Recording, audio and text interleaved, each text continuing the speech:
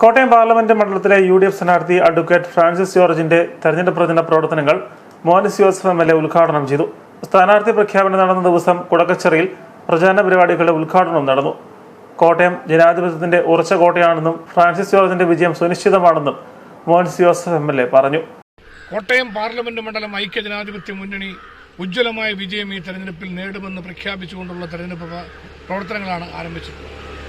ഈ കോട്ടയം പാർലമെന്റ് മണ്ഡലത്തിൽ പാലാ അസംബ്ലി മണ്ഡലം ഈ പോരാട്ടത്തിന് വേണ്ടി ഐക്യജനാധിപത്യ മുന്നണിയുടെ ശക്തമായ മുന്നേറ്റം തുടക്കം കുറിച്ചു കഴിഞ്ഞു എന്നുള്ളതാണ്.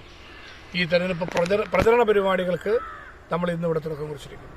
അതിന് പ്രിയപ്പെട്ട ശ്രീ ജോർജ് പുളിങ്ങാട്, UDFന്റെ നിയോജക മണ്ഡലം കൺവീനർ കൂടിയായ ജോർജ് പുളിങ്ങാട് സാറിന്റെ മതിൽ തന്നെ ഇവിടെ ആദ്യം എഴുതിക്കൊണ്ട് നമ്മൾ തുടങ്ങുന്നു എന്ന് പറഞ്ഞാൽ നേതാക്കന്മാർ മാതൃക കാണിക്കുന്ന വിധത്തിലേക്ക് വന്നിരിക്കുകയാണ്.